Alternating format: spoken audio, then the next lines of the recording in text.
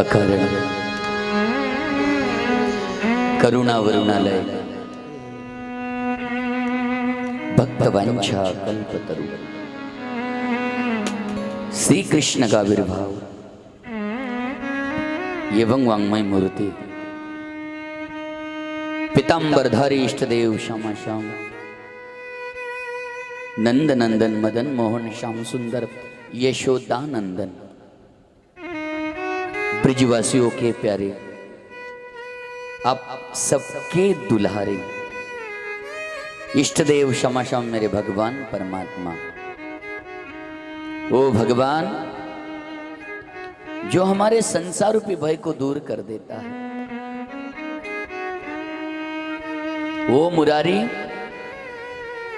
जो मुरली बजा के ब्रजांगनाओं को प्रेम की शिक्षा प्रदान करता है। इति वेणु रवम राजन सर्वभूत मनोहरम श्रुत्वा ब्रजस्त्रिया यनतियो वीरे वीरे। वही परमात्मा जिसका आत्मा पराया हो गया हो, उस पराया आत्मा को अपने अधीन करने वाला परमात्मा, उस परमात्मा की वांग्मय मूर्ति प्रतिमूर्ति श्रीमद् भागवत कथा जो हमारे जीवन की व्यथा मिटा देती है, उसी भागवत भगवान मेरे सच्चिदानंद परमात्मा को रमन रीति वाले मेरे सदगुरुदेव भगवान मुलुकपीठ के स्वामी संत श्रेष्ठ राजेंद्र देवाचार्य जी महाराज जी को मैं प्रणाम करता हूँ। शुभ तीर्थ धाम के संत श्रेष्ठ कल्याण देव जी महाराज जी को, परम पूजनीय डोंगरे जी महाराज, सियाराम बाबा, सीताराम बाबा, लखनगिरी बाबा, तुळजापुर भवानी माँ और मेरे माता पिता को प्रणाम करते हुए संत श्रेष्ठ निर्मलनाथ महाराज जी को, अक्का जी को मन भाव से मैं प्रणाम वंदन करता हूँ। परम पूजनीय लोटन दादा महाराज जी को मैं प्रणाम करता हूँ। आप सबको मेरा प्यार भरा राधे राधे राधे राधे। मजा नहीं आया? आपको देख के तो आनंद आ रहा है, लग रहा है कि मेरी कथा में सब वैष्णव लोग हैं। सचमुच आज सच्चे भक्त बैठे हैं, ब्रिजवासी लग रहे सब लोग।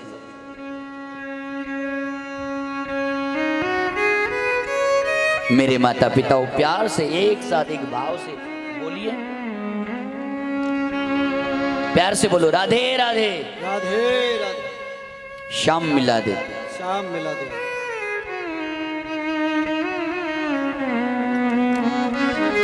दुर्गा के माध्यम से वर्णन करते हैं।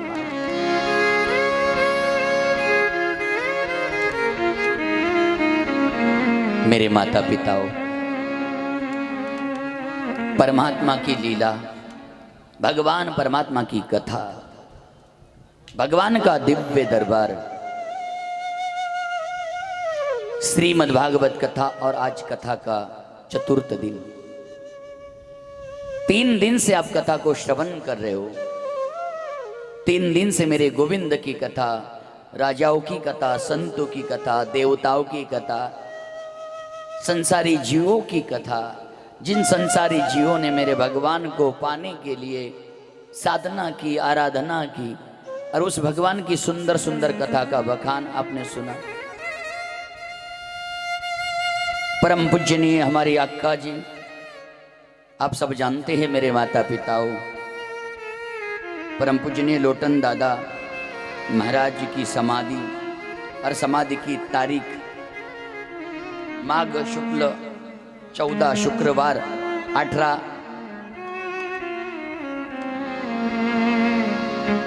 परम पूजनीय निर्मलनाथ जी महाराज यानी हमारी हक्का, जिस दिन अधिक महीना था और वार शुक्रवार था, तारीख 18। कैसा योग बना है देखो ना। भगवान कृष्ण कन्हैया मैंने कल ही बताया, और मुझे आज अविनाश दादा ने बताया कि महाराज आपने कल बताया शुक्रवार फरवरी महीना, और अक्का जी भी इस मृत्यु लोक को त्याग कर भगवान के धाम गई है। शुक्रवार 18 तारीख की थी, और हमने सबने, हमारे सीताराम दादा हो, अविनाश दादा हो, चंद्रकांत महाराज हो, अन्ना हो, अक्का का प्राण निकलते समय देखा है उन्होंने। कई व्यक्ति का प्राण दिखता नहीं है, ज्योति कभी दिखती नहीं है, लेकिन हमारे अक्का जी की ज्योति सबने देखी है। नाभि से निकलते हुए हृदय तक आई, हृदय से निकलते हुए कंठ तक आई, और कंठ से निकलते हुए मुख तक आई, और मुंह से निकलते हुए सीधी आंखों से रोशनी जाते हुए इस परिवार ने देखा है। उस समय मेरा दुर्दैव है, मैं दर्शन नहीं कर पाया, मेरे भाग्य में नहीं था। लेकिन अक्का हमारे सबके बीच में विराजमान है, और उस अक्का के 5 वर्ष परिपूर्ण हो चुके हैं। आज की तारीख, आज ही के दिन अक्का जी समाधि अवस्था में प्राप्त हो गए।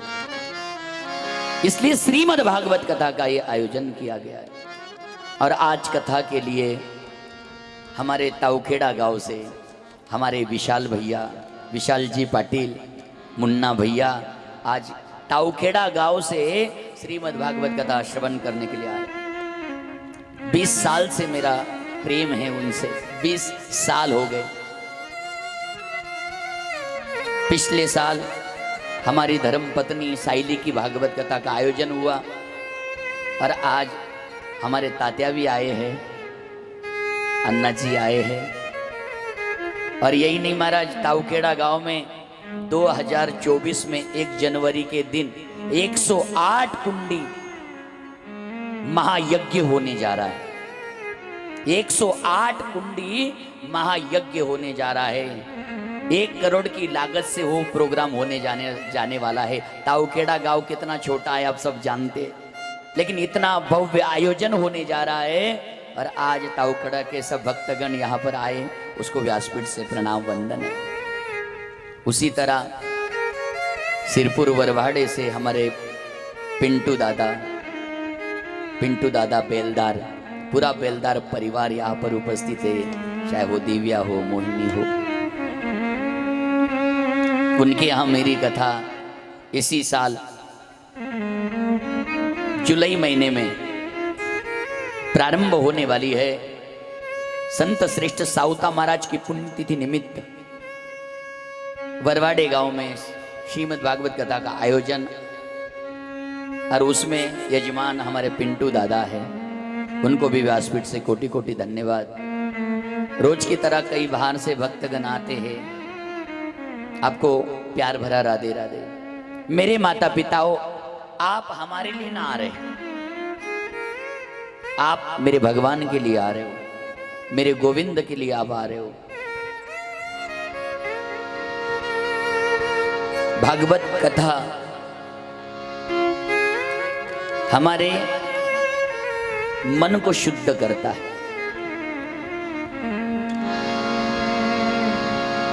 स्नान करने से शरीर की शुद्धता होती है, स्नान करने से शरीर की शुद्धता होती है, दान देने से धन की शुद्धता होती है, और ध्यान लगाने से मन की शुद्धता होती है। तुम्हें ध्यान लगाना है, कोई तुम्हें विक्षेप नहीं करे तो आप मां नर्मदा के तट चले जाओ। मैं हमेशा कहता हूं, जिसे ज्ञान चाहिए वो आनंदी चाहिए ज्ञानेश्वर भगवान के पास, जिसे वैराग्य चाहिए वो नाथ महाराज जी के पास चले जाइए पैठन में, या तो नर्मदा मैया के तट चले जाइए। जिसे प्रेम चाहिए वो श्री धाम वृंदावन में आइए। वृंदावन कोई साधारण भूमि नहीं है मेरे माता पिताओं, देवता भी तरसते हैं वृंदावन में रहने के लिए, देवता भी तरसते हैं एक पल के लिए हम वृंदावन में निवास करें। और आज पूरा वृंदावन यहाँ पर आके बैठा है।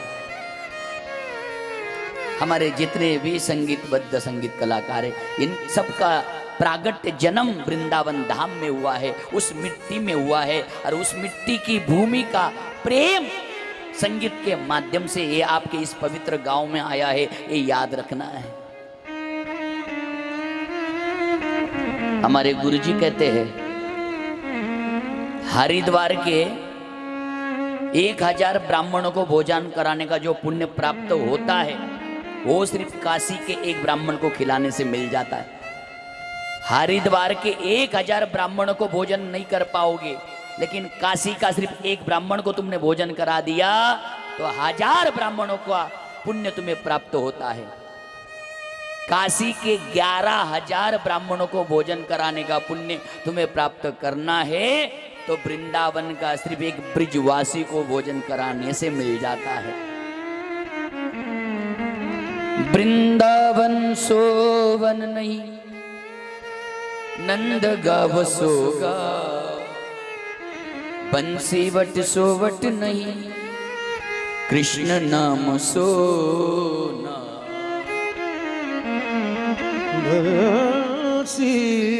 क्यों?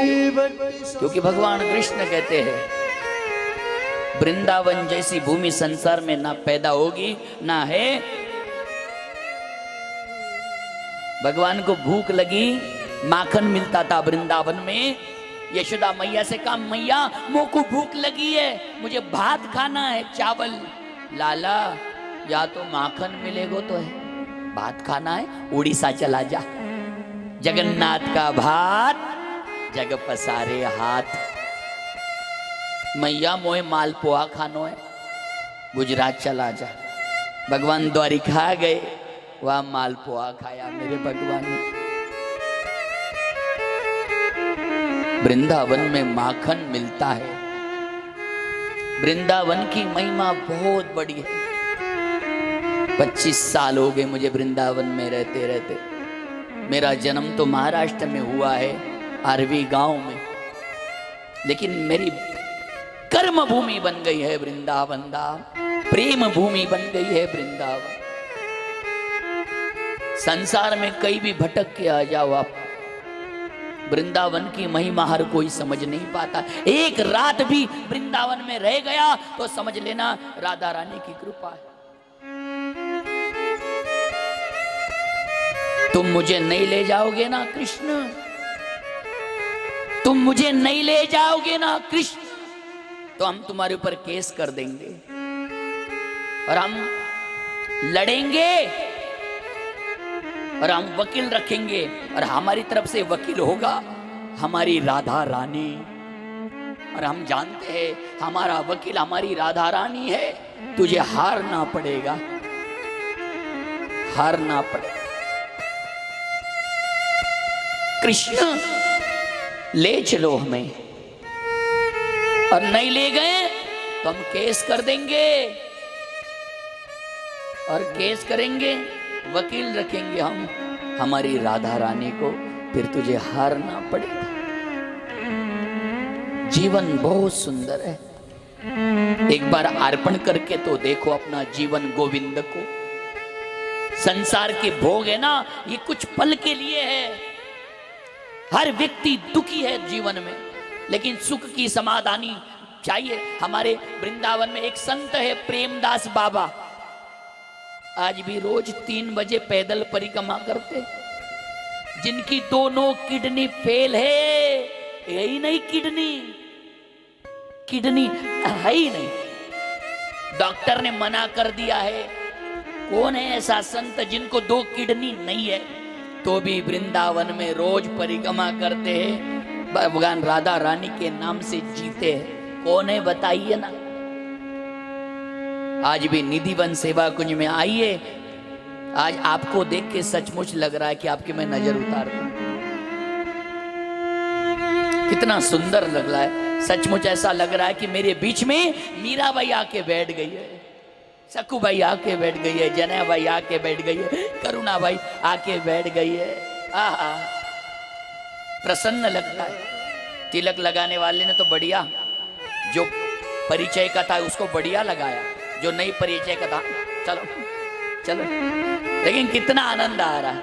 मुझे लग रहा है मैं वैष्णव की बैठक में बैठ के कथा कर रहा हूँ, मैं संतों की बैठक में बैठ के कथा कर रहा हूँ, मैं कुंभ मेला की धरती पर कथा कर रहा हूँ। मुझे लग रहा है मैं गोकुल की धरती पर कथा कर रहा हूँ। देखो माताओं, हम मुझे ना शर्माते हमेशा, अपना मस्तक सजाने में शर्माना क्या है। खुद का मस्तक है, खुद का गला है, ठाकुर जी ने हमें ये शरीर दिया। एक बात बताओ, ये याद रखना, ये जो हमें शरीर जो मिला है ना, भगवान की भक्ति करने के लिए मिला है, खाने पीने और सोने के लिए नहीं मिला है। खाना पीना सोना तो जिंदगी भर मिल जाएगा आपको। 7 दिन का वक्त मिला है आपको, उसमें से भी 4 दिन समाप्त, 3 दिन बच गए, उसकी भी गारंटी नहीं कब खत्म हो जाएगा। मेरी एक ही विनती है, आज से संकल्प कर लो, हे कृष्ण बस आपके चरणों की धूल हमें मिल जाए। हमें कोई आशा नहीं है, कोई अपेक्षा नहीं है। फिर देखना जीवन कितना बढ़िया गुजरता है। हमारा जीवन है ना आजकल तू मैं में बिगड़ गया है। ये मेरा, वो मेरा, तो तेरा। मेरे माता पिताओं, कल कथा में सुना था आपने, भगवान प्रहलाद के लिए आते हैं। रुक्मणी कहती है, लक्ष्मी कहती है, प्रभु तुम्हारा जो भक्त है उस भक्त को देखो ना, अग्नि में डाल दिया, गरम तेल में डाल दिया। खुद के बाप ने प्रभु उसे समुद्र में डाल दिया। उसको बचाते हो हर बार, खुद जाके मिलके क्यों नहीं आते? तब भगवान नारायण नरसिंह भगवान कहते हैं, अरे लक्ष्मी मैं तो चला जाऊं रे, लेकिन वो मुझे बुलाता नहीं है, सिर्फ मेरा नाम लेता है। भगवान कहते हैं, लेकिन लक्ष्मी एक दिन मैं ऐसा अवतार लूंगा, विश्व में वो अवतार एक ही बार लिया जाएगा। नरसिंह भगवान बन के आए, हिरण्यकशिपु को मारा, प्रहलाद को गोद में बिठाया और कहा, हे प्रहलाद मांग तुझे क्या चाहिए? गोलोक दे दूं, इंद्रपद दे दूं, ब्रह्मपद दे दूं, तलातल दे दूं, अतल वितल सुतल तलातल मातल पाताल सप्त पाताल अमृतापुरी लोकपुरी अवंतिकापुरी, क्या दे दूं मांग? आवडीने भावे हरि नाम घेसी, तुझी चिंता त्यासी सर्व आहे, नको खेद करू कोणत्या गोष्टीचा, पती लक्ष्मीचा जाण कसे। चिंता कधीच करू नये माणसाने। चिंता करून मिळतं काय? चिंतन करा। 2 भजन जर जास्त झालं, 2 माळा जर जास्त झाल्या, त्याला तरी काळजी वाटेल आपली। स्वाधीन हो जाओ। करुणाबाई कहती है, कानूडा ओ कानूडा, तुझे भोजन करने आना कि नहीं मेरे घर बता दे तू। द्वारकाधीश कहते हैं, करुणा आऊंगा ना। कब आएगा? बोले आज रात को। अच्छा मैं खिचड़ी बना के रखती हूँ, आ जाइयो। कानूडा आज आना जरूर, लेकिन आते आते मेरे गोविंद को देरी हो गई, ध्यान रखना देरी हो गई। रात भर इंतजार किया, कृष्ण आया नहीं करुणाबाई के घर। सुबेरे आया, कन्या ने, करुणा मैं कृष्ण आया। देख कानूडा, रात भर तेरा इंतजार कर करके थक गई, अब मैं तेरे लिए ताजा भोजन नहीं बना सकती, यही खिचड़ी तुझे खानी पड़ेगी। मेरे भगवान ने भक्तों के लिए बासी खिचड़ी खाई। थाली भर के लाए रो खिचड़ो, ऊपर घी की बाट के, जीमो मारो सामधनी, जीमावे बेटी जाट। बासी खिचड़ी खाई भगवान ने, बासी। लोग क्या कहेंगे, दुनिया क्या कहेगी? भगवान कृष्ण ने ताजी खिचड़ी नहीं खाई, बासी खाई। और ये आप जानते हैं, ताजी खिचड़ी में जितना स्वाद ना होता है उतनी बासी खिचड़ी में होता है। ईमानदारी से बताना, बासी खिचड़ी कौन कौन खाता है? जरा ऊपर हाथ करना। वाह वाह वाह वाह, मेरे पार्टी के लोग हैं सब, सब मेरे पार्टी के।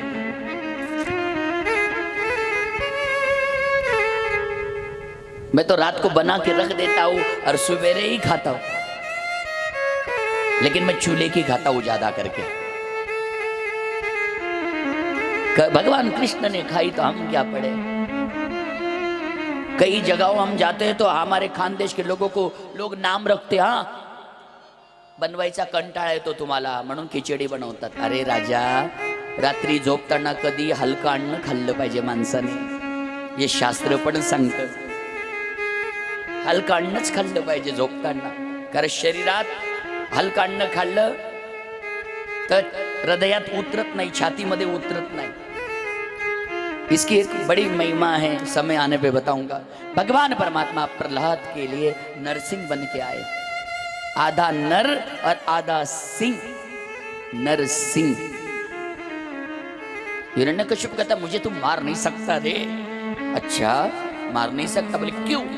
मैं ना ऊपर मरूंगा ना नीचे. अरे तू ऊपर की बात छोड़, नीचे की बात छोड़, मैंने गोद में पकड़ के रखा है तुझे. ब्रह्मदेव ने तो वरदान दे दिया, जो देना सो दे दिया. मैं बाहर नहीं मरूंगा, अंदर नहीं मरूंगा. दरवाजे के बीच में बैठा है तू. इसलिए माताओं, हिरण्यकश्यप को दूसरी बात, पहली बात दरवाजे को पूजा जाता है, और दूसरी बात दरवाजे के बीच में हिरण्यकश्यप को मारा है, इसलिए दरवाजे के बीच में कभी बैठना नहीं चाहिए. और मारने के बाद रक्त निकला, नाखूनों में रक्त लग गया, लेकिन वो रक्त विष के समान था, विष के समान था. फिर भगवान ने सोचा इस रक्त को कहाँ धोऊं? हाथ समुद्र में हाथ धो लूंगा तो सारे जीव जंतु मर जाएंगे, क्योंकि इसके रक्त में इतना विष भरा है.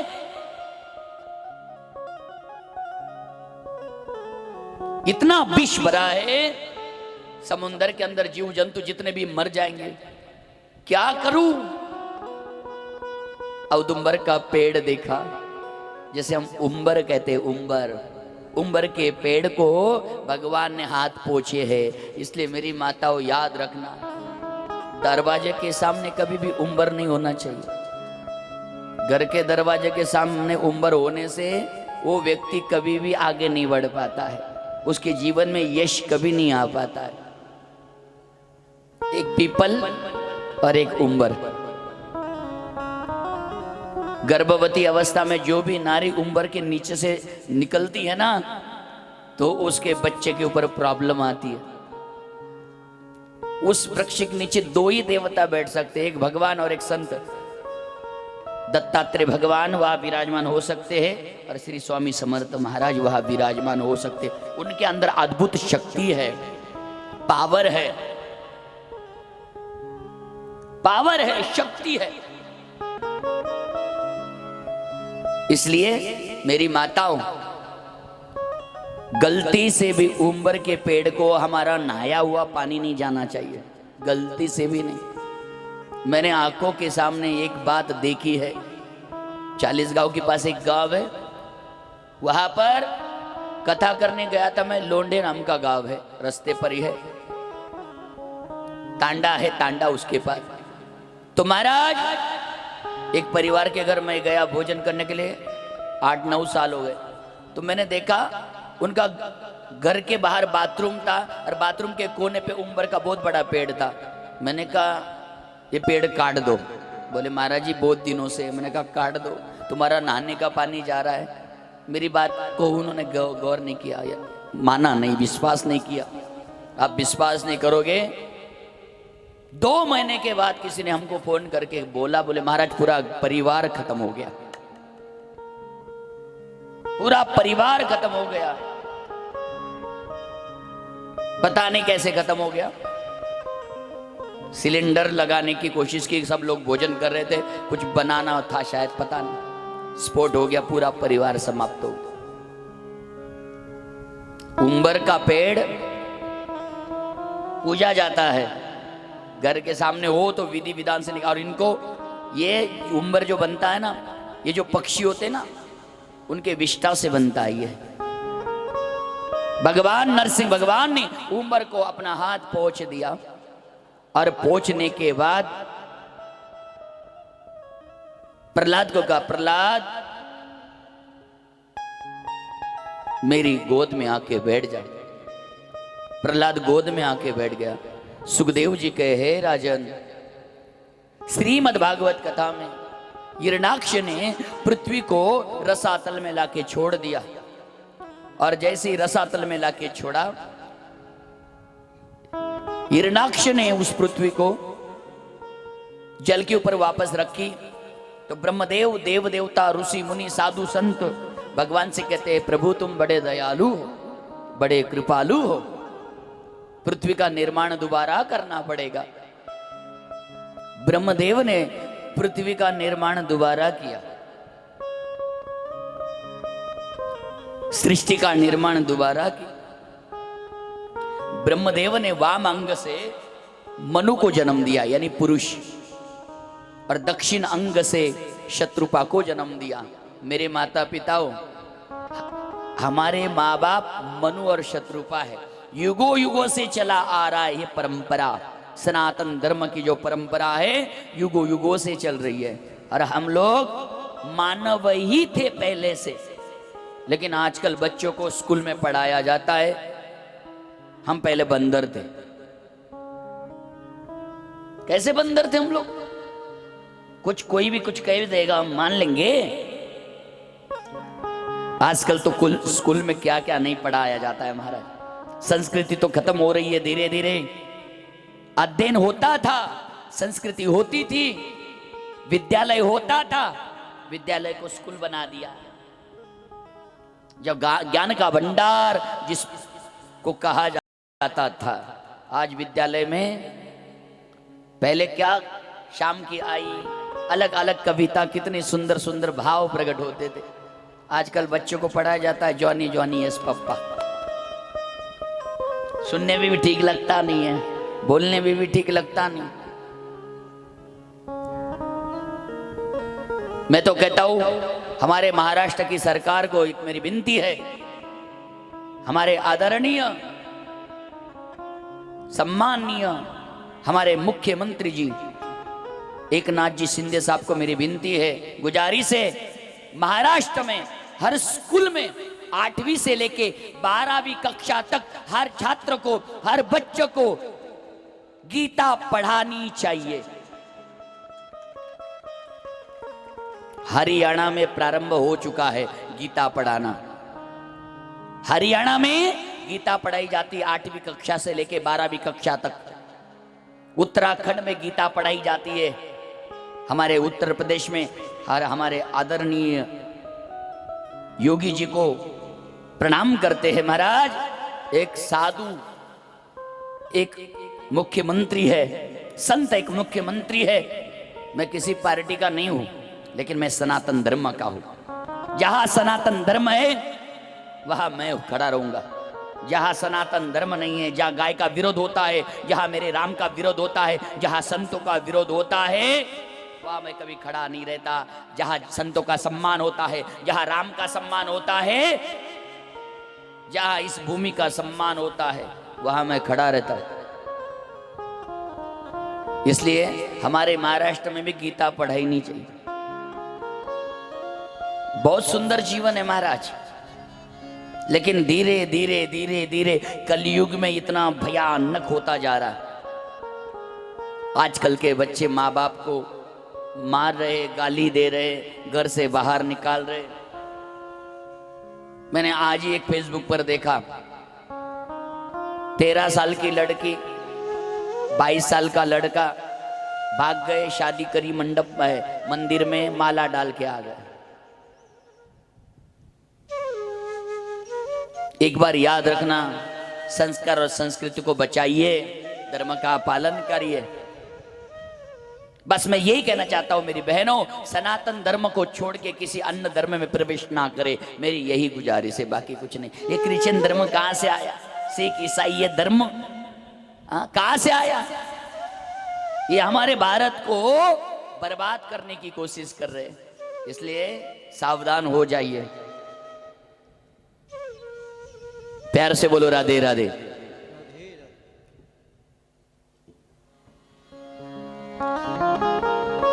ब्रह्मदेव ने एक अंग से मनु और एक अंग से शत्रुपा को प्रकट किया। मनुष्य शत्रुपायम तिस्र कन्निश जगगिरी, आकृति देवूति प्रसूति, आकृति देवूति और प्रसूति। सुखदेव जी कहते हैं राजन, मनु राजा ने, इस संसार में पहले कुछ भी नहीं था। पहले मानव, एक नारी, एक स्त्री और एक पुरुष, जिन्होंने अपने शरीर से प्रकट किए, और उन दोनों को कहा तुम दोनों विवाह करो, और विवाह करने के बाद संतान प्रकट करो, संतान प्रकट करो, और संतान के द्वारा परंपरा चलेगी, वंशज बढ़ेगा। महाराज मनु शत्रुपा ने विवाह किया, और मनु शत्रुपा को 3 कन्या हुई, आकृति, देहूति और प्रसूति। 2 पुत्र हुए, प्रियव्रत और उत्तानपाद। प्रियव्रत और उत्तानपाद, इनकी कथा आपको पंचम स्कंद छठम स्कंद में श्रवण करने के लिए मिलेगी। आकृति बड़ी पुत्री, मनु राजा की बड़ी पुत्री आकृति, आकृति का विवाह रुचि नाम के प्रजापति के साथ हुआ, और उनको एक पुत्र हुआ, यज्ञ नारायण भगवान। यज्ञ नारायण भगवान आप सब जानते हैं, कहीं भी सत्यनारायण हो, वास्तु शांति हो, गायत्री परिवार को देख लो, यज्ञ भगवान को प्रसन्न करने के लिए सत्यनारायण के दिन हमारे ब्राह्मण देवता यज्ञ नारायण भगवान को प्रकट करते हैं, उनको प्रसन्न करते हैं, और यज्ञ नारायण भगवान को दक्षिणा रूपी पत्नी प्राप्त होती है। आकृति का विवाह रुचि नाम के प्रजापति के साथ हुआ, उसको जो पुत्र हुआ यज्ञ नारायण भगवान, उनका विस्तार श्रीमद् भागवत कथा में ज्यादा वर्णित नहीं है। और बाद में देहूति का विवाह, श्रीमद् भागवत कथा में देहूति का विस्तार थोड़ा सा बताया है। बोले देहूति का विस्तार कैसे बताया है? बोले देहूति का विवाह कर्दम जी के साथ हुआ। एक दिन देवूति का विवाह करना है मनु राजा को, तो वर कैसा चाहिए? कर्दम जी महाराज जी को सारे देवता गए और कर्दम जी महाराज जी को कहने लगे, महाराज विवाह करना है। कर्दम जी महाराज जी ने कहा, प्रभु मैं इस संसार में पढ़ना नहीं चाहता, ये बड़ा डेंजर है, संसार में कोई सुखी रह नहीं सकता। लेकिन देवताओं ने कहा कि संसार में एक बार प्रवेश तो करो। हर संसार दुखी नहीं है, भगवान कृष्ण भी संसार में आते हैं, प्रभु रामचंद्र भगवान भी संसार में आते हैं, संसार में प्रवेश तो करो। कर्दम जी कहते, महाराज देवताओं मैं विवाह कर लूंगा, लेकिन भगवान की माया मुझे संसार में फंसा देगी।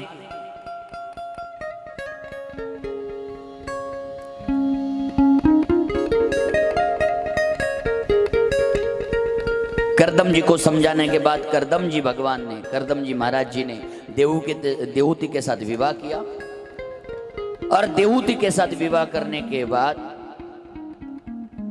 कर्दम जी महाराज देवूति से कहते हैं, देवी मैं विवाह करूंगा, शादी करूंगा, लेकिन एक लड़का हो जाएगा, मैं तुम्हें छोड़ के चला जाऊंगा। देवूति कहती, कमाल है, ऐसी कोई शादी होती है क्या? एक लड़का हो जाएगा और मुझे छोड़ दोगे, मैं कहाँ जाऊं? लोग क्या सोचेंगे? बोले देखो करना है कि नहीं शादी, देख लो, एक लड़का हो जाएगा मैं तुम्हें छोड़ के चला जाऊंगा। देवूति कहती, शादी तो कर लो फिर देखा जाएगा। कर्दम जी महाराज जी ने देवूति से विवाह किया, मनु राजा की दूसरी कन्या, और विवाह होने के बाद एक सुंदर विमान बनाया, और वो विमान में बैठ के यात्रा प्रारंभ करी। ऐसे संसार में फंस गए, ऐसे फंस गए, 9 कन्या हो गई। कितनी कन्याएं? 9। और 9 कन्या होने के बाद कर्दम जी महाराज जी को याद आया कि अरे मैं तो संसार में फंस गया हूं, कैसे बाहर निकलूंगा? देवी मुझे नहीं रहना, मैंने एक पुत्र कहा था, 9 कन्याएं हो गई, अब मुझे यहां नहीं रहना। देखो जी आपने क्या कहा था, एक पुत्र हो जाएगा तो मैं छोड़ के चला जाऊंगा। ये तो पुत्रिया, एक कन्या है। ये तो कन्या है, और कन्या एक कभी माँ बाप के घर रह नहीं सकती। क्षमा चाहता हूं, बुरा मत मानना। माँ बाप का कर्तव्य होता है अपनी कन्याओं का विवाह आनंद से करे। जो कन्या माँ बाप के घर हमेशा के लिए निवास करती है तो माँ बाप को बहुत बड़ा पाप लगता है। उसका विस्तार में ज्यादा करना नहीं चाहता। अपने माँ बाप को पाप का भागीदारी ना बनाए। देखा जाए महाराज, कन्याओं का कोई घर ही नहीं होता। माँ बाप कहते हैं ये पराया धन है। क्या कहती है माँ बाप? पराया धन है। माँ बाप कहते हैं, जन्म देने वाले कहते हैं, किसी और की बात दूर है, जन्म देने वाले कहते हैं ये पराया धन है, एक ना एक दिन जाने वाला है। और सास ससुर कहते हैं ये पराया घर से आई है। हे मेरे मालिक, कौन से घर में कौन से नेम प्लेट पर इनका नाम लिखा है, तू तो बता दे। माँ बाप कहते हैं पराया घर जाने वाली है, सास ससुर कहते हैं पर ये पराया घर से आई है। ये मारी इनका घर कौन सा है? माताओं का जीवन बड़ा कठिन है भाई, क्षमा चाहता हूं। आई वडील म्हणतात तुला लग्न करावं लागेल बेटा, त्यांचं ऐकून लग्न करते। पतिदेव कुठेतरी बाहेर दुसऱ्या गावात ड्युटीला असेल, तुला तिथे यावं लागेल। ॲडजस्टमेंट, पती सोबत इथं गेल्यानंतर मुलं होतात, मुलांना कुठेतरी शिकायचंय शहरामध्ये, आई तुला ॲडजस्टमेंट करावं लागेल, माझ्यासोबत यावं लागेल। मुलांसोबत इथं काही दिवसानंतर मुलांचं लग्न होतं, सुनबाई घरात येते, तुम्हाला कुठेतरी ॲडजस्ट करावं लागेल। सून पण म्हणते, मुलगा पण म्हणते। आयुष्यभर ॲडजस्ट करत करत करत करत भगवान के धाम चली जाती है। मेरे मित्रों, मैं जाते जाते एक बात बता देना चाहता हूं, मेरी बात का आपको बुरा लगे बाद में मिलना, मैं जरूर बताऊंगा। मेरे मित्रों, मैं एक आपका भाई हूं, ब्रदर।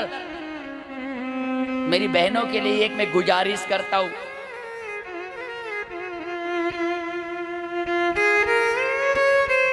एक मुलगी आई बापाचं ऐकून त्या मुलाशी लग्न करते। त्या मुलाशी नातेवाईकांनी सांगितलं असेल, कुठून तरी परिचय झाला असेल, कोणीतरी निरोप पाठवला असेल, किंवा आई वडिलांनी नातेवाईकामध्ये बघून ठेवला असेल, वगैरे वगैरे काही विचार करा, फक्त मिनिटासाठी ती मुलगी आई वडिलांचं किंवा नातेवाईकांचं वगैरे वगैरे कुठून तरी रिश्ता आला असेल, त्यांचं ऐकून त्या मुलाशी लग्न करते। राइट? फक्त माझ्या प्रश्नाचं उत्तर पाहिजे मला। तरुण मित्रों, जवानों, मैं आपको बता देना चाहता हूं, मैं क्या कहना चाहता हूं। मैं आपका भाई हूं इसलिए बताना चाहता हूं। ती मुलगी एका मुलासाठी आपल्या आई वडिलांना सोडते। त्या आई वडिलांना, ज्या आई वडिलांच्या घरामध्ये 18 वर्ष 20 वर्ष काढते, त्या अंगणात राहणारी ती मुलगी, जिथे जन्म झाला ते घर सोडते, ते अंगण सोडते, ते परिवार सोडते, त्या मुलाशी लग्न करते। पहिली गोष्ट, त्या मुलासाठी ती मुलगी नातेवाईकांना सोडते, आई वडिलांना सोडते। ती मुलगी आपलं कुळ सुद्धा बदलवते, कुळ सुद्धा बदलावं लागतं। कुळ जाऊ द्या, मायबापाने दिलेलं नाव सुद्धा बदलावं लागतं। ती मुलगी एका मुलासाठी मायबापाने दिलेलं नाव सुद्धा बदलते तुमच्यासाठी, घर सुद्धा बदलते तुमच्यासाठी, मायबापांना सोडते तुमच्यासाठी। कुळ बदलवते तुमच्यासाठी, तुमच्यासाठी एवढं काही करू शकते, तुमच्यासाठी घर सोडते, तुमच्यासाठी आई वडिलांना सोडते, तुमच्यासाठी नातेवाईकांना सोडते, कुळ बदलवते, नाव बदलवते, सगळं काही तुमच्यासाठी एवढं सोडू शकते, मग तुम्ही तिच्यासाठी दारूची बोतल सोडू शकत नाही? तुम उसके लिए दारू पीना नहीं छोड़ सकते तो धिक्कार है। मुझे तो लगता है कि तुम्हारा जैसा भिखारी दुनिया में कोई नहीं। फिर बुरा लगता है तो बाद में मिलना, मेरे पास हिसाब किताब पूरा होता है। इतना त्याग तुम्हारे लिए करती है, तुम उसके लिए दारू पीना नहीं छोड़ सकते, उसके लिए गलत काम करना नहीं छोड़ सकते। उसने ठेका थोड़ी लेके रखा है, हर समय एडजस्टमेंट करे, हर समय एडजस्टमेंट करे।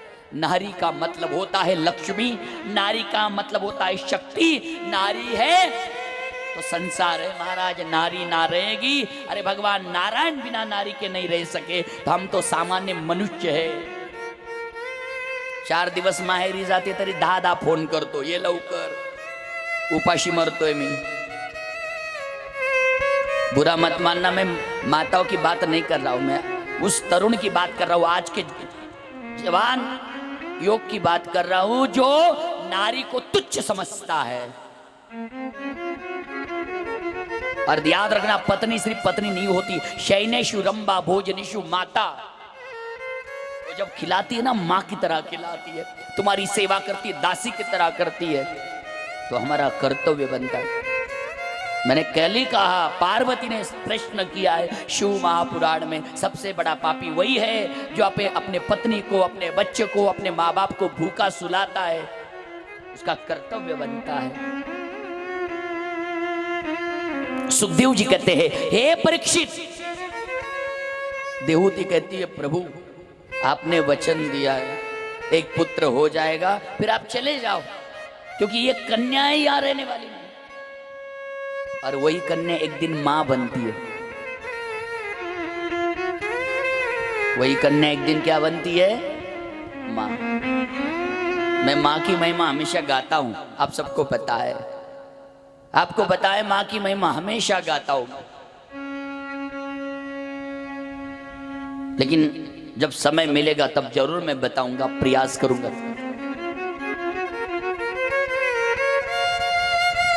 एक पुत्र हो जाए फिर चले जाना। और एक दिन भगवान की कृपा हो गई और साक्षात करदम जी महाराज जी के घर, देहूति माता के घर साक्षात कपिल भगवान ने अवतार लिया। कपिल भगवान की जय। साक्षात कपिल भगवान आए और कपिल भगवान ने अपनी मां को उपदेश दिया। कपिल भगवान बड़े हुए, करदम जी ने देखा और कपिल भगवान ने मां को उपदेश दिया, हे मां,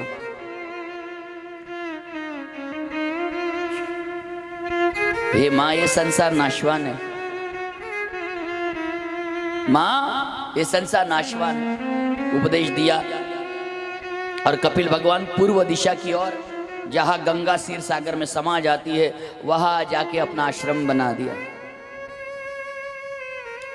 गंगा सागर जाते हो कि नहीं? हर तीर्थ बार बार, गंगा सागर एक बार। कपिल भगवान ने उपदेश किया, देवूति ने समाधि लगा दी, करदम ऋषि भी समाधि में चले गए। और यहाँ पर प्रसूति का वर्णन आता है, शिवरंजन के माध्यम से वर्णन करते हैं।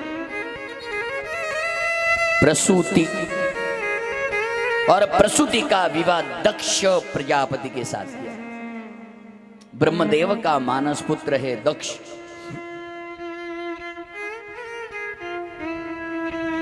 और दक्ष प्रजापति के साथ प्रसूति का विवाह हुआ, लेकिन दक्ष प्रजापति को अहंकार है, पद का अहंकार, ज्ञान का अहंकार, धन का अहंकार, रूप का अहंकार, कला का अहंकार, शक्ति का अहंकार, परिपूर्ण अहंकार भरा हुआ है दक्ष प्रजापति के अंदर। सुखदेव जी कहते हैं, हे परीक्षित, अहंकारी व्यक्ति कभी भी आगे बढ़ नहीं सकता। अहंकार को पीना पड़ेगा, अहंकार का त्याग करना पड़ेगा।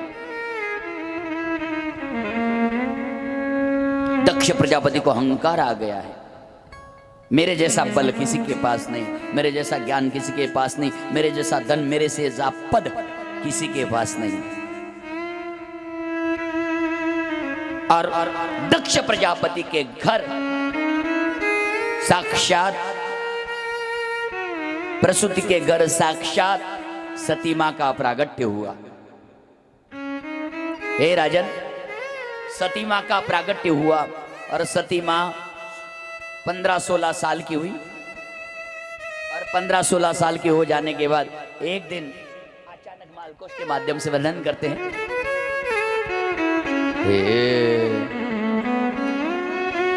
एक हाथ में करताल और एक हाथ में वीणा लेके नारद जी पहुंचे हरिद्वार हर की पौड़ी कनखल में। नारायण नारायण। नारद जी ने देखा कि साक्षात जगदम्बा का प्रागट्य हुआ। जगदम्बा को देखा, नारद जी ने प्रणाम किया, मां मैं तो धन्य हो गया आपका दर्शन करके। दक्ष प्रजापति ने कहा कमाल। दक्ष प्रजापति कहते हैं, हे नारद जी आ ही गए हो हमारे घर, थोड़ा हमारी कन्या का भविष्य देख लो, हमारी कन्या का हाथ देख लो। हमारा भविष्य हमारे कर्म के ऊपर निर्भर करता है महाराज। ये हाथ देखने वाले कर्म के ऊपर निर्भर करते, या तो अद्भुत शक्ति हो जैसे बागेश्वर धाम वाले महाराज जी के पास है अद्भुत शक्ति, हमारे कर्म के ऊपर निर्भर करता है कि हमारा भविष्य कैसा है। हमने गलत काम किया है तो हमारे साथ गलत ही होगा, हमने अच्छा काम किया है तो हमारे साथ अच्छा ही होगा।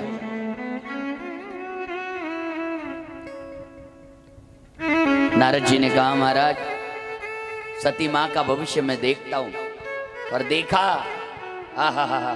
नारद जी कहते हैं महाराज सती मां का भविष्य बहुत सुंदर है, जिसके साथ इसका विवाह होने वाला है ना, इसका पति बहुत बड़ा है, इतना बड़ा कि सारे देवता उनके सामने हाथ जोड़ के खड़े रहते, भस्म लगा के बैठते हैं, मुंडों की माला पहन के बैठते, बागांबर पहन के बैठते हैं, हिमालय की कंदरों में बैठेंगे, शमशान की भूमि पर बैठेंगे, भूत गणों के साथ निवास करेंगे। प्रसूति समझ नहीं पाई इस बात को। प्रसूति को लगा कि ऐसा कैसा पति मिलने वाला है, ऐसा कैसा पति मिलने वाला है।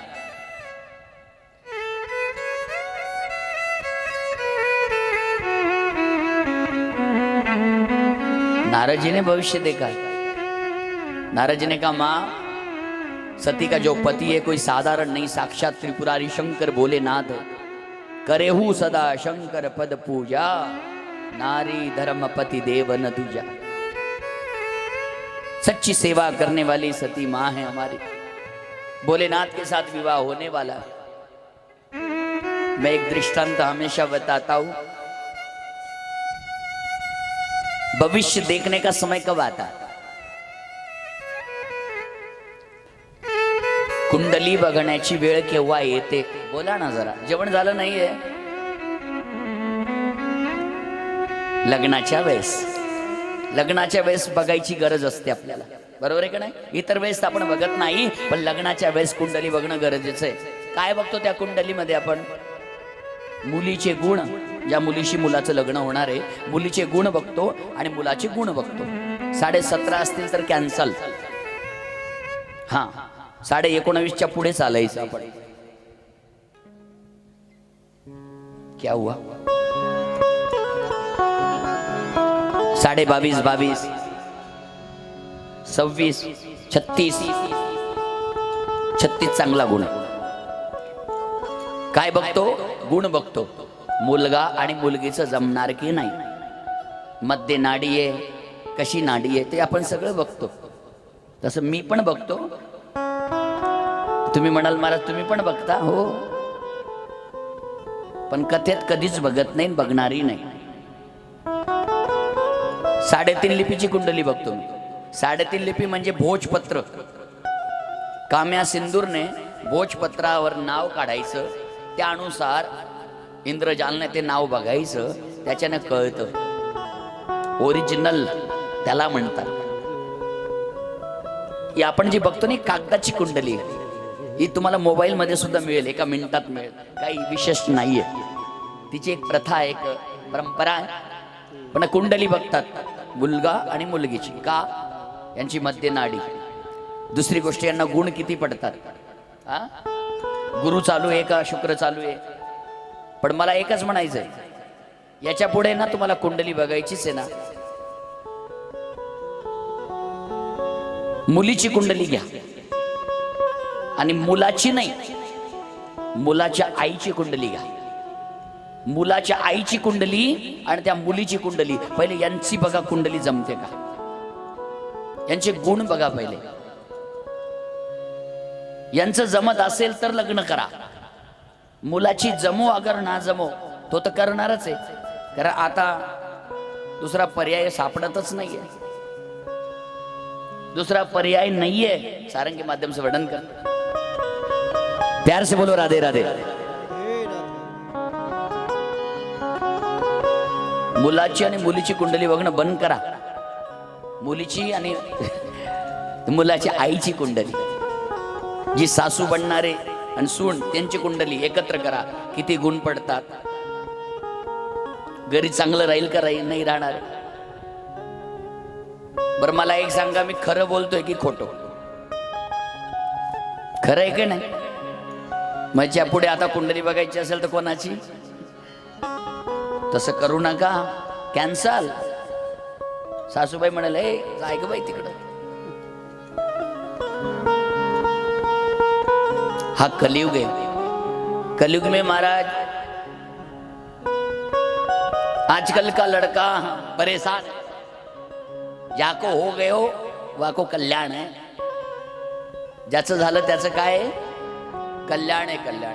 माझे वडील एक दृष्टांत सांगतात, तुम्ही ऐकलं असेल पण सांगतो. राधे राधे बोला पण, राधे राधे. एक मुलगा मुलगी बघायला गेला, त्याला पसंतच आली नाही. दुसरी बघितली, तिसरी बघितली, चौथी, अशा बऱ्याच मुली बघितल्या. श्रीमंत होता, थोडासा गोरासा होता, चांगला होता. मुली पसंत पडायच्या नाही त्याला. 20-25 मुली मना करून दिलं. मना करत करत करत करत खूप दिवस झाले. परेशान झाला तो. त्याला ही पसंत पडत नाही, ती पसंत पडत नाही, पण कशी तरी एक पसंत पडली. एक मुलगी पसंत पडली. पडल्यानंतर रिश्ता फायनल. मुलीकडे गेले, मुलगी बघितलं. बघितल्यावर तो मोबाईलच घेऊन गेला होता तिला गिफ्ट द्यायला. पसंत पडली, मोबाईल दिला हातामध्ये, नाश्ता पाणी सगळं झालं. आता तारीखही ठरली लग्नाची, पण मुलीच्या आईने मुलाला बघितलेलं नव्हतं, बघितलंच नाही. पण एकदा मुलीच्या आईने सांगितलं, मला एकदा जबाई बापूंना बघू द्या. जबाई बापूच ना, हा बरोबर म्हणतो. एखाद्या वेळेस खिचडी होऊ शकते बरं का शब्दामध्ये, एखाद्या वेळेस शब्दात खिचडी होऊ शकते.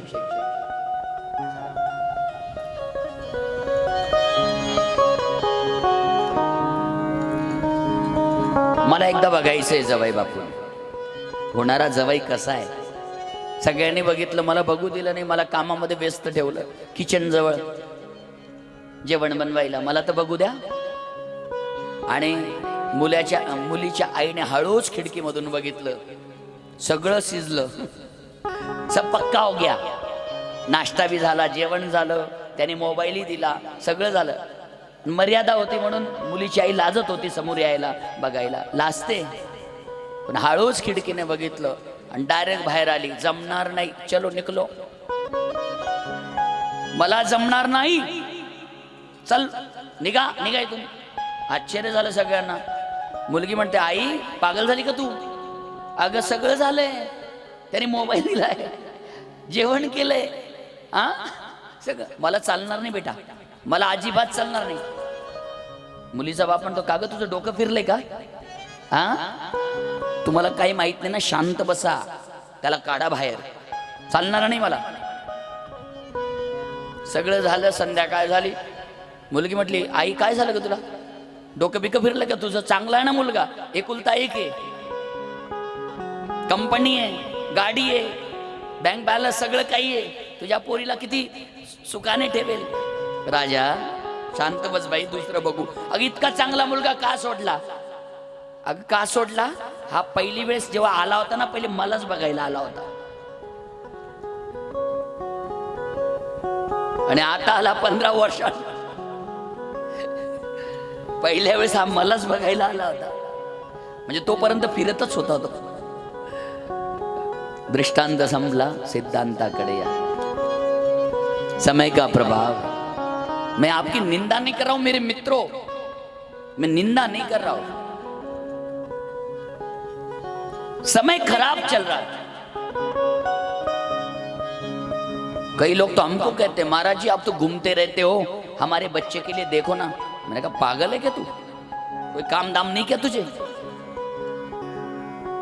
कमाल, लोग कितने डेंजर हो गए आजकल.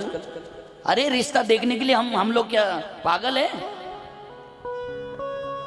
एक याद रखना मेरे माता पिता, सत्कर्म अच्छा करो, सब कुछ अच्छा होगा. भगवान के ऊपर भरोसा रखो, सब कुछ अच्छा होगा. अरे मेरे भगवान परमात्मा, प्रसूति, अरे प्रसूति ने नारद जी से कहा, महाराज मेरी बेटी को जो पति प्राप्त होगा साक्षात भोलेनाथ है. बोले हाँ. तो सती ने उज्जैन में जाके तपस्या करी, और तपस्या करने के बाद मेरे भोलेनाथ से विवाह तय हो गया, और मेरे भोलेनाथ से विवाह तय हुआ, और मेरे भोलेनाथ नंदी के ऊपर बैठ के विवाह मंडप में आए हरिद्वार में.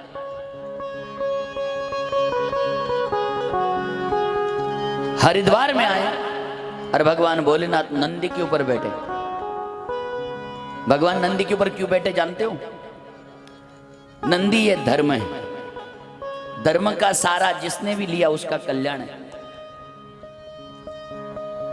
धर्म के सारे से भगवान भोलेनाथ ने विवाह किया, और नंदी के ऊपर बैठ के भगवान परमात्मा हरिद्वार आए, और हरिद्वार आके भोले बाबा ने सती मां से विवाह किया. और विवाह करने के बाद सती को नंदी के ऊपर बिठा के ले गए. शिवरंजन के माध्यम से वर्णन करते.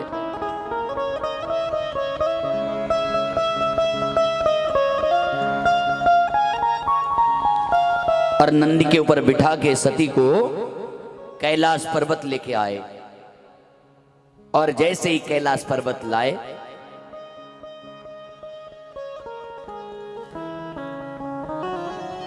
भगवान शंभु शंकर समाधि में बैठ गए. और भगवान शंभु शंकर समाधि में बैठे. एक दिन अचानक शंकर भगवान सती से कहते, सती मैं थोड़ा घूमने जा रहा हूं. सती ने कहा मैं भी आऊं? बोले नहीं, मैं अकेला जा रहा हूं. चलो नंदी. सती वही कैलाश पर्वत पर काम करने लगी. सुखदेव जी कहते, राजन बोले बाबा घूमते घूमते हरिद्वार गए, और शादी के बाद पहली बार हरिद्वार गए. और जैसे ही हरिद्वार गए, दक्ष प्रजापति ससुर जी बैठे हुए थे, लेकिन भोले बाबा ने ससुर जी को देखा, ससुर जी ने भोले बाबा को देखा, लेकिन भोले बाबा को लगा ये मेरे ससुर है, ये मुझे पहले राम राम करेंगे. ससुर जी को लगा दक्ष प्रजापति को, भोले बाबा मुझे पहले राम राम करेंगे. ऐसी बातों बातों में एक दूसरे को किसी ने राम राम नहीं किया. सभा मंडप में भगवान भोले बाबा आके बैठ गए, लेकिन दक्ष प्रजापति को गुस्सा आया, क्रोध आया, और क्रोध में बोलने लगे, अरे मैं यहां का राजा हूं, ब्रह्मदेव का मानस पुत्र हूं, और मैंने ब्रह्मदेव की बात मानकर मेरी बेटी का विवाह इस शंकर से किया, और इसने आते ही मुझे राम राम नहीं किया, प्रणाम नहीं किया, मेरी गद्दी को प्रणाम नहीं किया, मुझे सम्मान नहीं किया. जो मन में आए बोलने लगी। भोले बाबा ने कहा कमाल है ये भाई, अरे मैं दामाद हूं, और दामाद जब ससुर के आ जाता है तो पहले ससुर राम राम करता है, राम राम लेता है, राम राम दामाद जी आइए आइए आइए, दो पग आगे बढ़ के लाना पड़ता है। पहली बार ही अपमान हो गया।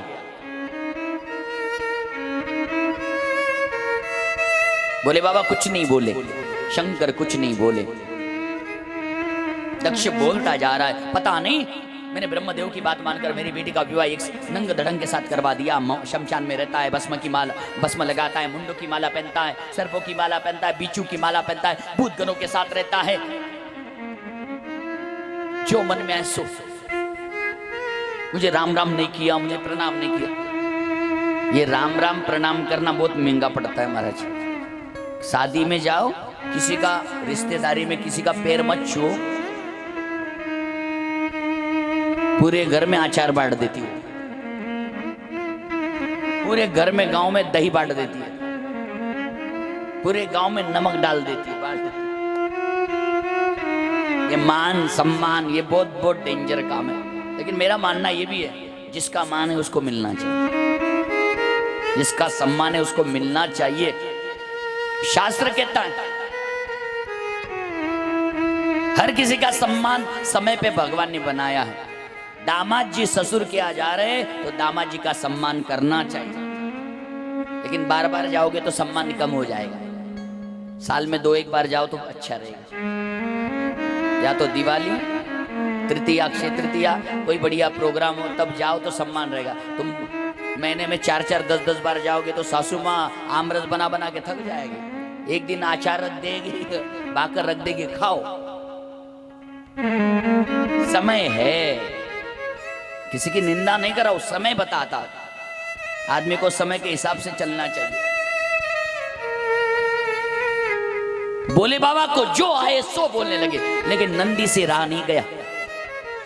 नंदी ने कहा, ए दक्ष, क्या बकरी की तरह बकबक कर रहा है तू? जा तेरा मुंह बकरी का बन जाए, लेना ना देना, तेरा मुख बकरी का बन जाए। दक्ष को और गुस्सा आया, लेकिन शंकर भगवान ने कहा भैया यार रहने से कोई ठीक नहीं होगा, भागो यहाँ से, वहां से प्लान करो। कभी कोई झगड़ा हो रहा है ना, आदमी को किनारा कर लेना चाहिए, साइड निकल जाना चाहिए। रुकोगे तो झगड़ा ज्यादा होगा। सुखदेव जी कहते हैं, हे परीक्षित,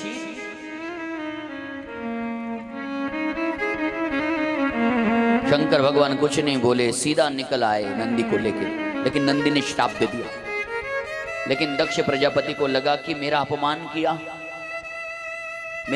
किया और कुछ नहीं बोला, मुझे राम राम नहीं किया। जाओ अब दोबारा हम कभी शिव को आमंत्रण नहीं देंगे, बोले बाबा को हम कभी आमंत्रण नहीं देंगे।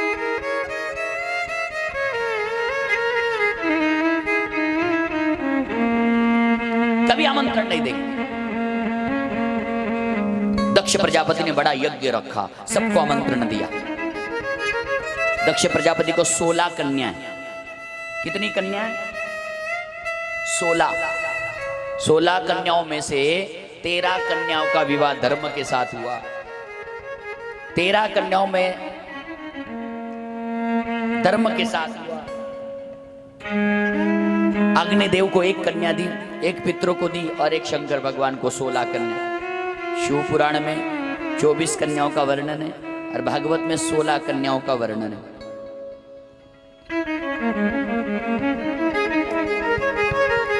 पत्रिका बनाई, पत्रिका में सब कन्याओं के पतियों का नाम लिखा सम्मान के लिए, लेकिन भोले बाबा का नाम ही नहीं, बड़े दामाद का नाम ही नहीं पत्रिका में। एक बार करके देखो शादी का, तुम्हारे 3 दामाद है ना, 2 ही दामाद के नाम डालो, एक का सुख से गलती से रहने दो, तुम्हारी बेटी ही तुम्हारा ठिकाना लगा देगी।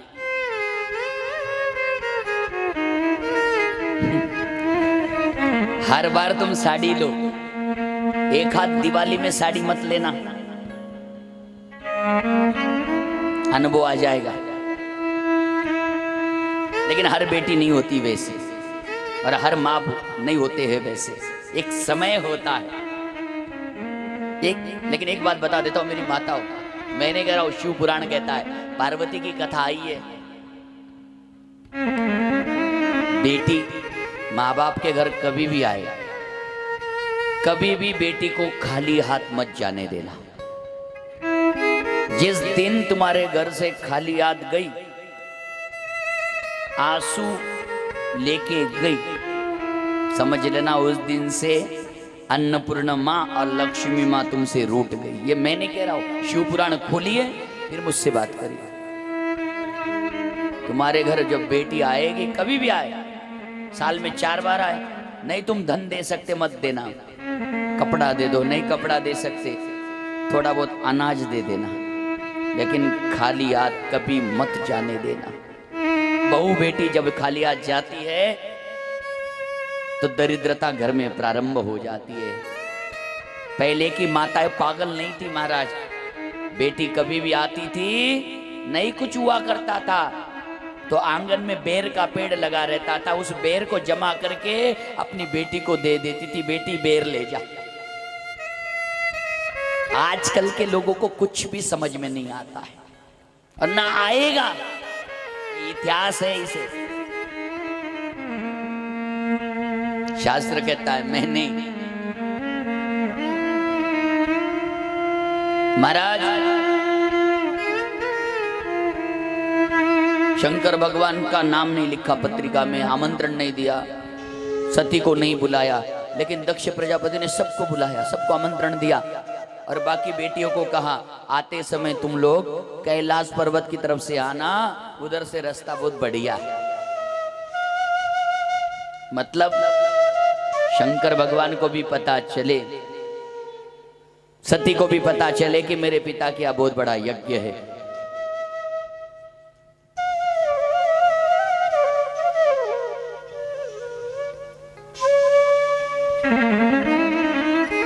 महाराज कैलाश पर्वत के ऊपर से सब विमान जाने लगे। सती ने देखा कि ये तो मेरे रिश्तेदार हैं, अरे ये तो मेरी बहन है, कहाँ जा रहे? पूछा कहाँ जा रहे? बोले पिता क्या बहुत बड़ा यज्ञ है, हम सब जा रहे हैं। वही सती को लगा कि अरे मुझे आमंत्रण क्यों नहीं, मुझे क्यों नहीं बुलाया। सती शंकर भगवान के पास गई और कहती नाथ हे सच्चिदानंद, हे प्रभु चलिए ना, आपके ससुर के यहाँ बहुत बड़ा यज्ञ होने वाला है, चलो ना। ये नहीं कहा सती ने मेरे बाप के यहाँ यज्ञ होने वाला है, क्या कहा तुम्हारे ससुर के यहाँ यज्ञ होने वाला है, चलो ना। तब भोले बाबा कहते हैं सती भागवत कथा होती, राम कथा होती, कीर्तन सप्ताह होता, बिन बुलाए चले जाते, लेकिन घर का प्रोग्राम है, सिर्फ रिश्तेदारों को बुलाया गया है और पत्रिका में हमारा नाम भी नहीं है। शादी में, बर्थडे पार्टी में बिन बुलाए कभी जाना नहीं चाहिए।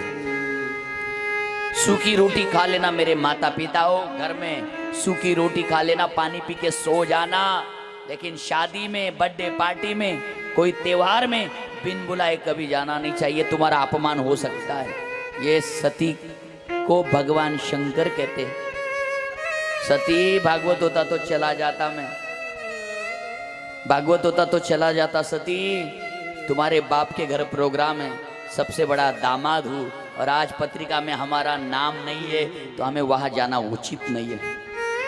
यद्यपि विरोध माने जहाँ कोई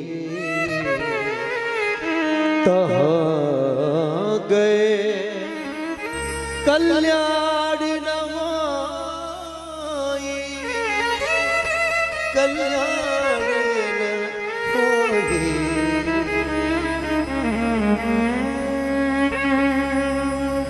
सती नहीं जाना है, नहीं जी, मेरे पिताजी भूल गए होंगे पत्रिका में नाम लिखना। ठीक है पत्रिका में भूल गए, बुलाने तो भेजते किसी को। नहीं नहीं, मेरे पिताजी भूल गए होंगे। और हर बेटी हमेशा बाप की साइड से ही बात करती है। एक खासियत है महाराज माताओं में, अपने परिवार के रिश्तेदारों को कभी अपने पति को भूलने नहीं देती। खुद फोन लगा देगी, आओ माझ्या काकाच्या मुलाचा वाढदिवस आहे बोलून घ्या ना, माझ्या मावशीच्या मुलीचा वाढदिवस आहे बोलून घ्या ना। ये खासियत तुमसे सीखना है, अपने मायके के रिश्तेदारों को टूटने नहीं देती, ये बड़ी खासियत है। ये आपको हमको जमता ही नहीं, सगे भाई को मुंह मोड़ के बैठते तो बाकी का सवाल ही नहीं है। ये तो बात सीखनी है आपसे।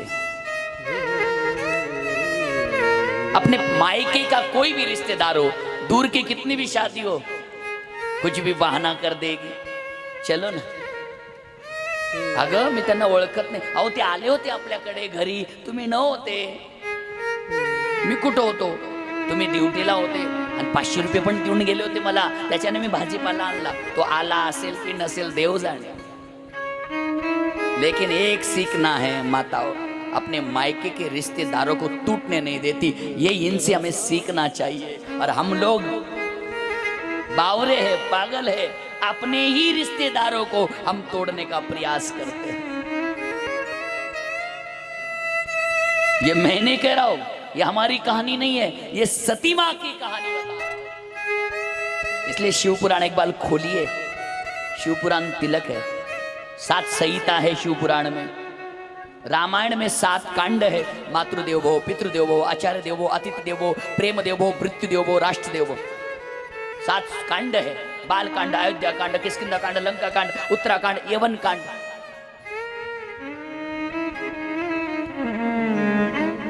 हर चीज भागवत में है, बस समय लगता है आदमी को समझने के लिए। सती कहती है नहीं जी, मेरे पिताजी ऐसे नहीं हो सकते, चलो ना। भगवान ने सोचा जाने दो, ऐसे भी मुझे सती का त्याग करना ही है, सती को छोड़ना ही है। भगवान सब जानते हैं कि सती मुझसे दूर जाने वाली है, क्योंकि सती ने एक गलती करी थी। राम जी को पहचानने जाते समय, राम जी को देखने के लिए गई तो सीता का नकली रूप ले लिया था, उस शरीर को त्यागना चाहते हैं।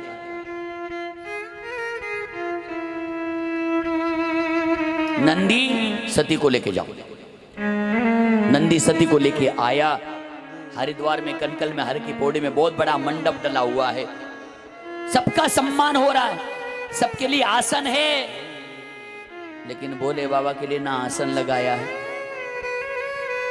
ना कोई गांव वाले बात कर रहे, ना सती की बहनें बात कर रही है। क्योंकि दक्ष प्रजापति ने कहा था मेरी बड़ी बेटी बड़े दामाद आएंगे, उनसे कोई भी नहीं बात करेगा, और जो बात करेगा वो मुझसे रिश्ता तोड़ देगा। सती से किसी ने बात नहीं करी, घर वालों ने नहीं, परिवार वालों ने नहीं। बाप के पास गई न्याय मांगने के लिए कि हमने क्या किया। सिर्फ राम राम नहीं किया, सिर्फ राम राम, रिश्ता तोड़ दिया। सती कहती है पिताजी एक बार तो बात कर लो मुझसे, मैं सबसे बड़ी बेटी हूं तुम्हारी, मेरे बगैर तो आप खाना नहीं खाते थे, हमारा विवाह क्या हो गया, हमको बुलाना भी जरूरी नहीं समझा आपने, दूसरे काम में व्यस्त हो गए। बहनें बात नहीं कर रही, गांव वाले कोई नहीं बात कर रहा, पंडितों ने भी बात करना बंद कर दिया, साधु ने भी बात करना बंद कर दिया। बात करेंगे तो दक्षिणा नहीं मिलेगी। आखिर माँ के पास गई, माँ ये क्या है, इतना बड़ा प्रोग्राम, ना मेरे पति का नाम पत्रिका में, ना पति के लिए कोई सिंहासन, ना कोई हमें आमंत्रण, ना हमसे कोई बात कर रहा, क्या हो गया। माँ ने एक ही शब्द कहा, सती वापस चली जा बेटी, तेरा पति सही है। जब माँ ने कह दिया मेरा पति सही है, तब सती कहती है कौन सा मुंह लेके जाऊं माँ, ये बताओ कि मेरे बाप ने तुम्हारा सम्मान नहीं किया, मेरे परिवार ने तुम्हारा नाम नहीं लिया, तुम्हारे लिए आसन नहीं लगाया, ये लेके ये बता के जाऊं। माँ बड़ा दिल बड़ा करके आई थी, मेरे पति का या सम्मान होगा, मेरा सम्मान होगा। क्या हुआ? माँ ने कह दिया तेरा पति सही है बेटी, तू जा सुखी रहे। तब पता चला कि मेरे पिता की बड़ी गलती है कुछ। सती ने कहा कौन से मुंह लेके जाऊं? पूछा तो मैं क्या उत्तर दूं? ये शरीर को ही रखना नहीं है मुझे। आग जल रही थी महाराज, यज्ञ कुंड जल रहा था। सती गई, यज्ञ नारायण भगवान से कहा हे यज्ञ नारायण, ये जो शरीर है ना, ये मेरे पिता ने दिया हुआ है, नहीं चाहिए मुझे ये शरीर जहां मेरा पति का अपमान होता है। पर मेरी माता, याद रखना शास्त्र कहता है जहां आपके पति का अपमान होता है, चाहे वो आपके माँ बाप का घर क्यों ना हो, उसका त्याग कर देना चाहिए। ये मैं नहीं कह रहा हूं, शास्त्र कहता है। चाहे समाज की बात तो दूर है, अपना जीवन जिसे अर्पण कर दिया है, लेकिन पति भी शंकर जी जैसा चाहिए। तो पीता है नाली में पड़ा रहे, उसका कौन सम्मान करेगा?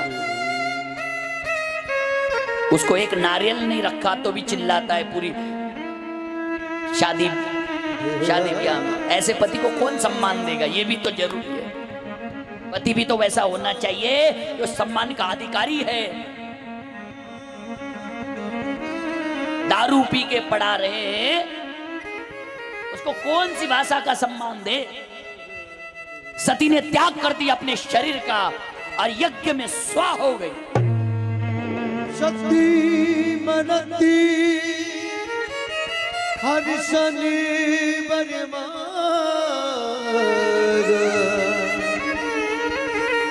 जन्म जन्म से पद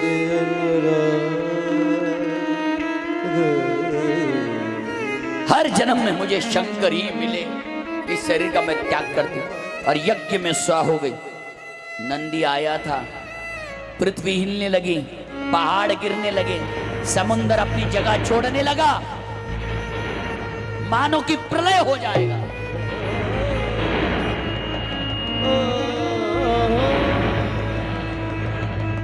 त्राही त्राही त्राही।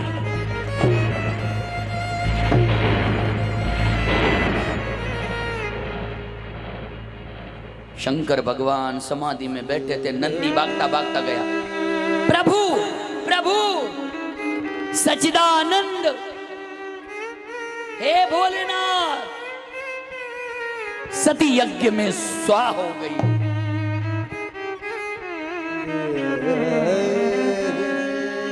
सती यज्ञ में स्वा हो गई। ओए है सोए जो राम, यज्ञ में स्वा हो गई। जब कहा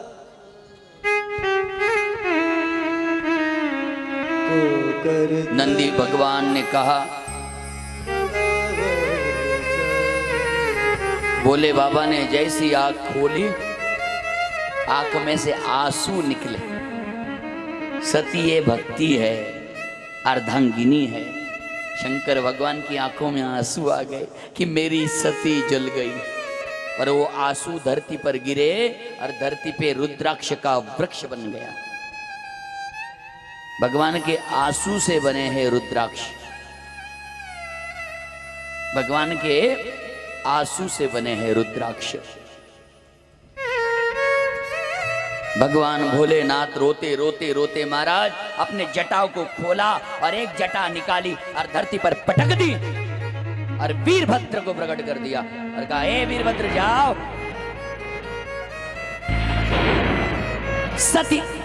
सती का शरीर दक्ष ने यज्ञ में स्वा कर दिया है, जाओ तुम भी दक्ष की मुंड काट दो और यज्ञ में स्वा कर दो।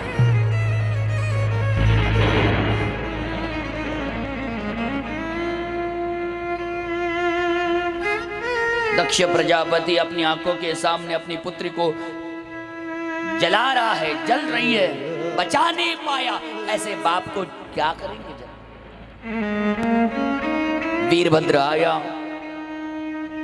मानो कि प्रलय हो जाएगा, ऐसी अवस्था होगी। आया, दक्ष प्रजापति को पकड़ा, जैसे मूली को काटते हैं ना, गाजर को काटते, गन्ने को निचोड़ते ना, उसी तरह दक्ष की गर्दन निचोड़ी, काटी और यज्ञ में डाल दी।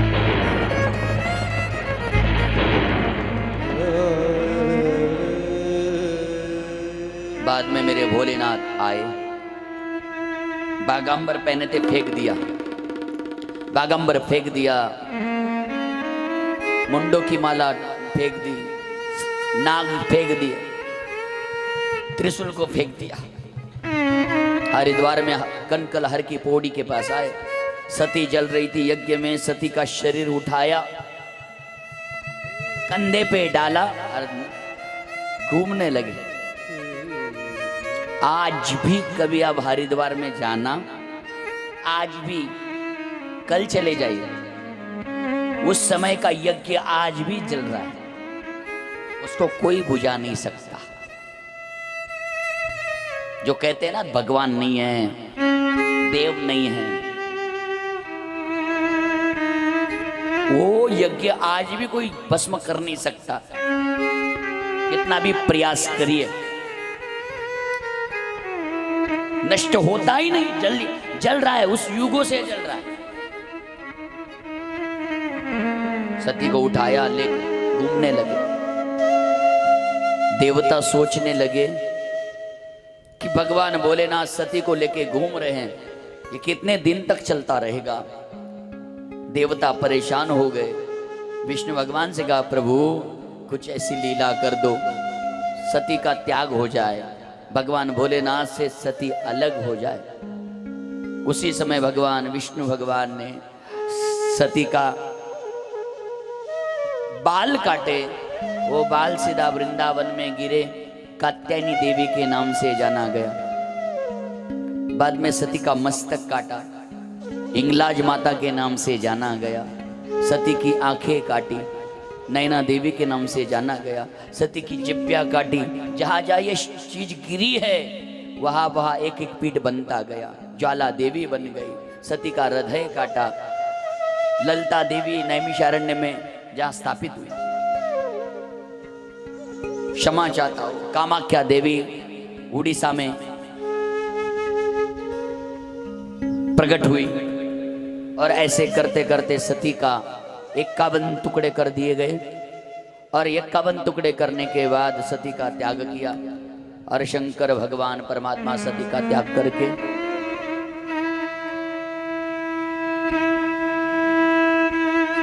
शंकर भगवान को पता भी नहीं चला, विष्णु भगवान ने 51 टुकड़े कर दिए सती के, और जहां जहां एक एक भाग गिरा है वहां पर एक एक पीठ बन गया। 3.5 टुकड़े हमारे महाराष्ट्र में गिरे हैं, इसलिए 3.5 पीठों के नाम से हमारे महाराष्ट्र में जाना जाता है। चाहे वो दांत जा दंत काली हो, ऐसे सती के नितंब जहां गिरा, आज भी एक शक्तिपीठ हमारे कंटक में है। भगवान भोले बाबा अकेले रह गए, बस सती का त्याग हो गया। सुखदेव जी कहते हैं परीक्षित, अकृति देवहूति प्रसूति, प्रसूति की पुत्री सती, सती का विवाह भोलेनाथ से, अब सती का भी त्याग हो गया। भोले बाबा अकेले हिमालय में जाके बैठ गए समाधि में, लेकिन जहां जहां रोए वहां रुद्राक्ष पैदा हो। महाराज, जलगांव में हमारी महारुद्र अभिषेक होने वाला है। 1,11,000 रुद्राक्ष नेपाल पशुपतिनाथ में हम लोग वहां अभिषेक करने वाले हैं। 1,11,000 रुद्राक्ष का अभिषेक नेपाल में गंडकी नदी का जल लेके हम लोग पशुपतिनाथ के दरबार में करने वाले हैं। उसका वीडियो भी करेंगे, उसकी पूजा का वीडियो, उसको रुद्राक्ष कैसे प्राप्त हुआ, गंडकी नदी का जल कैसे लाया, उसका अभिषेक करके सब कुछ करके वो रुद्राक्ष 1,11,000 रुद्राक्ष हम जलगांव में लाने वाले हैं। और उसी जलगांव में अक्टूबर महीने में महारुद्र अभिषेक होने वाला है 7 दिन, जिसमें बहुत बड़ा आयोजन किया गया है। कम से कम रोज के डेली के 50,000 लोग उस प्रोग्राम में रहेंगे। जिसमें हमारी शिव महापुराण कथा है। आयोजक हमारे जलगांव के ही आदरणीय जन सेवक हमारे चंदन जी कोले, ललित जी कोले। कोले कंपनी आप जानते हो, जलगांव की बहुत बड़ी कंपनी। वो कल आने वाले, पहले दिन आ रहे थे। चंदन जी कोले, ललित जी कोले, हमारे सुभाष दादा चौधरी सब आने वाले थे, लेकिन हमने कहा पहले दिन मत आना, मैं भी थका हूँ, आप शायद शादी के दिन आ जाना। तो शायद कल यार परसों आने वाले हैं, तो वहां पर महारुद्राभिषेक होने जा रहा है। और उसके पहले अभी दिसंबर में ही 108 कुंड कृष्ण महायज्ञ करके आए हम लोग जलगांव में। भव्य आयोजन हुआ जिसमें 5 एकड़ में हमारा मंडप था, यज्ञशालाएं थी, बहुत बड़ा आयोजन था।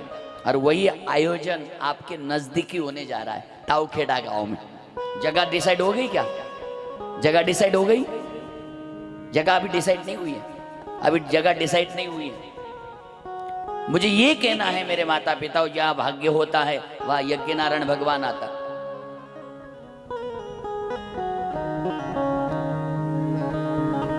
1,11,000 रुद्राक्ष नेपाल से आएंगे। वैसे आपको हम पत्रिका भी देंगे, क्योंकि एक पत्रिका रखने के लिए अक्का जी के पास भी आना पड़ेगा, उनका आशीर्वाद लेने। सीताराम दादा को तो कहना पड़ेगा कि भैया आपको आना, आपके पास पत्रिका पहुंच जाएगी। और महाराज एक एक रुद्राक्ष रोज का 15,000 रुद्राक्ष बांटने वाले हैं फ्री में, लेकिन उसका अभिषेक होगा। एक शिवलिंग 12 फीट वाली हम बनाए जा रहे हैं, 12 फीट की शिवलिंग बनाई जाएगी और पूरे 1,11,000 रुद्राक्ष उसको लगाए जाएंगे। और रोज अभिषेक 3 घंटा होगा। पूजा में बैठने वाले लोग होंगे जिनके से हमने 1100 रुपया रखा है। फ्री में करेंगे तो उसका, फ्री में पूजा करेंगे ना तो उनको उसकी वैल्यू समझ में नहीं आती। तो पूजा करने के बाद रोज 15,000 रुद्राक्ष बांटेंगे। तो शायद आप भी एक दिन आना, आपको भी रुद्राक्ष मिलेगा, क्योंकि वो रुद्राक्ष कुछ अलग होगा, उसकी खासी कुछ अलग होगी। प्यार से बोलो राधे राधे। मेरे माता पिताओं, भगवान की कृपा, राधा रानी की कृपा, नर्मदा मैया की कृपा।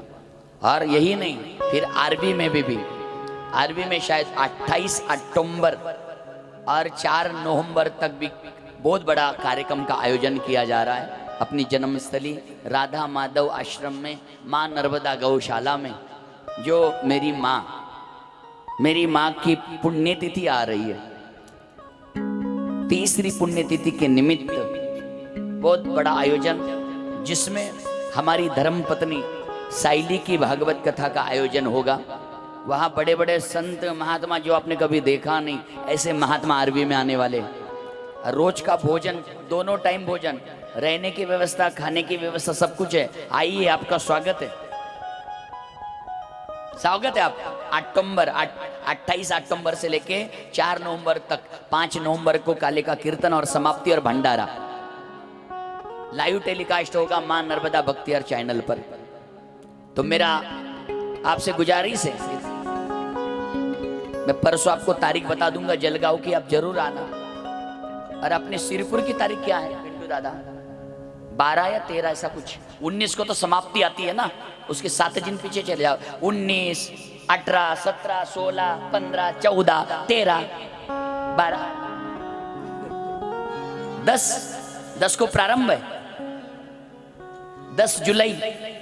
अच्छा, 10 जुलाई को प्रारंभ है और 18 को विश्राम है। तो 10 जुलाई को शिरपुर बरवाड़े में भी भव्य दिव्य प्रोग्राम है महाराज। दिन की कथा है, रात की नहीं है। तो आइए, आपका स्वागत है। एक दिन के लिए जरूर हाजिरी लगाई। जिन्होंने आपकी यहाँ लगाई, आप उनकी यहाँ लगाइए। फेड करा भी लागेल ना। चलिए, राधे राधे। तो शंकर भगवान, उमा महेश्वर और मेरे भगवान शंकर ने सुंदर लीलाएं की। क्या लीलाएं की? सती का त्याग हुआ और बाद में वही सती हिमालय की पुत्री, मैना की पुत्री पार्वती के रूप में आई और पार्वती बन के दोबारा भगवान भोलेनाथ से विवाह किया। और विवाह होने के बाद आप जानते हैं ताड़कासुर का वध किया। और ताड़कासुर का वध किसके द्वारा हुआ? कार्तिक के द्वारा हुआ। गौरी माँ, पार्वती माँ ने गणपति को प्रागट्य किया, अपने शरीर को गाय का गोबर लगाया और उस गोबर को गणपति की उपमा दे दी, रूप बना दिया। और उसके बाद भगवान परमात्मा ने समाधि लगा ली। सुखदेव जी कहते राजन आकृति देहूति प्रसूति। और उसके बाद मनु राजा के 2 पुत्र प्रियव्रत ने 7 समुद्र बना दिए। सूर्य भगवान ने उसे ऐसा रथ दिया जिस रथ को 7 जगह रखने से 7 समुद्र बन गए। और एक जगह कथा में आता है सगर के 60,000 पुत्रों ने अपना घोड़ा ढूंढने के लिए निकले, 7 जगह पर गड्ढा कर दिया, इसलिए 7 समुद्र बन गए। और उसके बाद कथा आती है उत्तानपाद नाम के राजा की, लेकिन उसके पूर्व सुंदर भजन करते हैं। देखो मैं बीच में एक भजन लेने का कारण क्या होता है जानते हैं? मेरी सोच यही है, क्योंकि आप 2 घंटे बैठे रहते हो, लेकिन बैठने के बाद आपके घुटने को तकलीफ हो ना,